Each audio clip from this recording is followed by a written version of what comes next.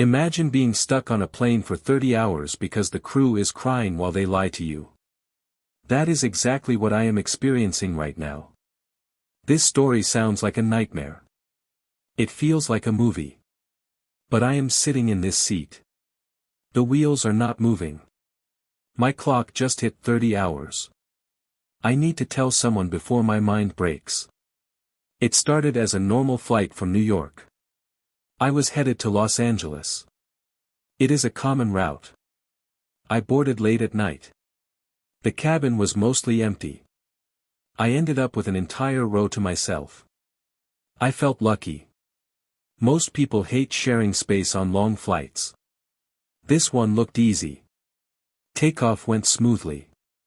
Everything was quiet. The lights were dim. I felt exhausted from the day. I stretched out across my row and fell asleep. Time became a blur. I don't know how many hours passed. Then, something changed. The plane hit some severe turbulence. It felt violent. I think the cabin lights flickered or went out for a second. I was disoriented. I woke up feeling confused. My head was heavy. I looked at my phone to check the time. It said 4:03 a.m. I figured we had about an hour left until landing. I looked out my window to see what was happening. My heart stopped instantly. There was nothing but a vast, open ocean below me. I froze in my seat. You cannot have an ocean between New York and Los Angeles. That is geographically impossible. My jaw dropped. I felt a surge of panic. I hit the button for the flight attendant. I needed answers immediately. I spent minutes trying to think of any lake big enough to explain this. Maybe it was some massive body of water. The light above my head flicked on. A flight attendant appeared at my row. She did not look normal. She was grinning from ear to ear. Tears were pouring down her cheeks like a waterfall. She looked almost manic. She didn't seem scared. She seemed like she was struggling to contain something. She asked me how she could help me. I froze for a second. Her reaction was so strange it caught me off guard. I decided to just ask the question. I asked her where we were. I told her it looked like we were flying over an ocean. She wiped her eyes with her hands. She was still grinning wildly at me. She told me we would be landing in about an hour. Her voice was steady but intense. I didn't believe her for a second. But I just nodded and said thank you. After she walked away, I looked at my phone again. The time was 4:03 a.m. It hadn't changed 1 second. My heart started racing in my chest. I sat there staring at the screen for a full minute. Maybe it was a glitch. I pulled out my laptop to check that too. The laptop clock also said 4:03 a.m. The time was frozen perfectly still. Then, I did something. I opened a stopwatch app on my phone. I started the timer. I sat there and watched the seconds tick by. I looked back and forth between both clocks. 1 hour passed. Both clocks stayed at 4:03 a.m. 2 hours passed. They never changed. It was as if time had stopped for the electronics. But my stopwatch kept ticking perfectly. This was the first real sign that something was wrong. If it were a glitch, only one device would be wrong. I became desperate to know what was happening. I reached out and tapped the shoulder of an older woman in front of me. She turned around with an annoyed look on her face. She asked me what I wanted. I asked her how long until we landed. She narrowed her eyes at me. She told me the attendant said 1 hour left. I shook my head in total confusion. I told her we talked to that lady 2 hours ago. I told her she was wrong because we should have landed already. She looked at me like I was insane. She thought I was just a confused passenger. Before I could explain more, I felt a hand on my shoulder. It was firm and heavy. I spun around to see another male flight attendant. He was also grinning widely. Tears were literally pinging off his cheeks. Some of the tears landed right on my shoulder. He didn't look angry, but he looked very intense. He told me to calm down immediately. He said if I didn't, he would call the captain. I realized then that I couldn't cause a scene. I told him it wouldn't be necessary. I sat back and forced my breathing to slow down. He removed his hand and walked away. He didn't say another word. The cycle began again. Every few hours, a flight attendant would come by. They always offered me food and drinks.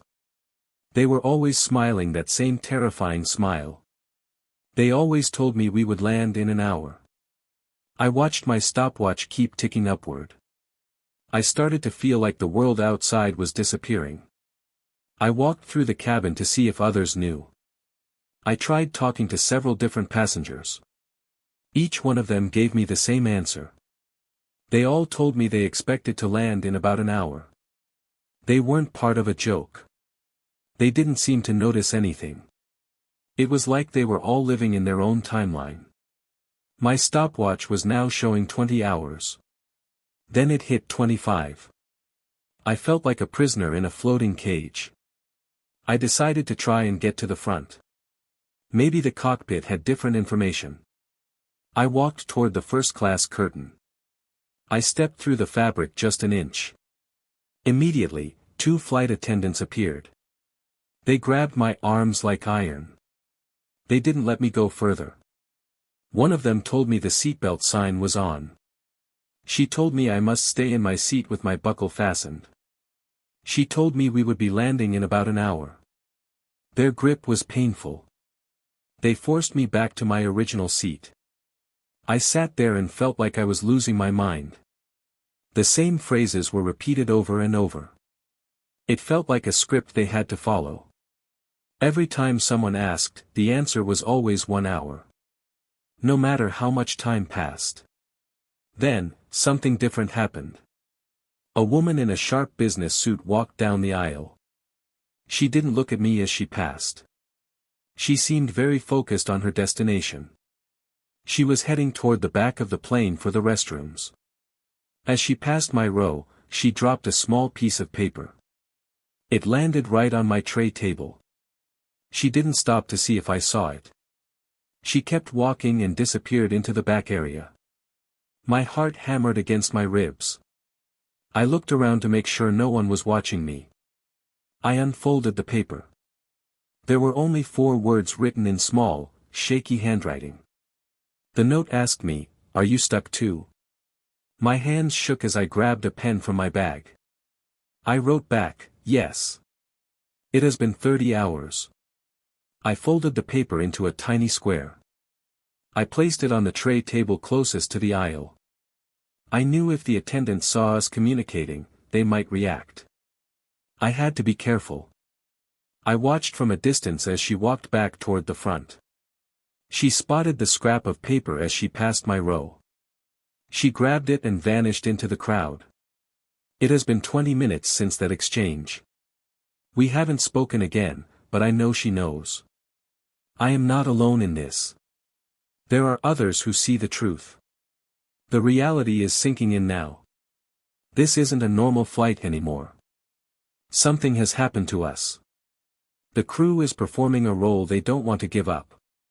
They are crying because they know what is happening outside those windows. I don't know where we are. I don't know how long this will last. But I know I have to find out the truth before the hour ever comes. I have to do something desperate now. If the food stops, I will move. If the lights go out again, I will scream. I need to know if we are still in the air or if we are somewhere else entirely. The fact that someone else wrote that note gives me a tiny spark of hope.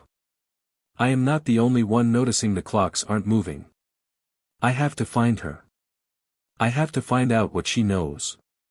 Every time they tell me we land in an hour, they are lying to keep me calm. They are trying to keep me from panicking while they deal with whatever is happening outside. I can hear them whispering in the galley now. Their voices are shaky. They sound like they are crying again. I look at my stopwatch. It just hit 32 hours. The fact that I am still alive is a miracle. The fact that I am still being fed is a mystery. The girl with the note is my only lead. If I can find her, maybe I can find out why they are crying.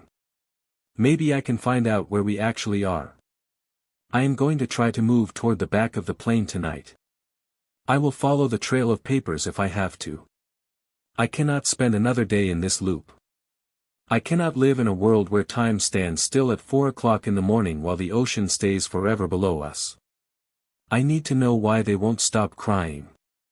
I am going to make my move now. I will reach out to her. I will find out what is behind that curtain of silence. If you were on this plane, would you stay quiet or would you fight? What would you do if you realized the world outside had stopped moving while yours kept going?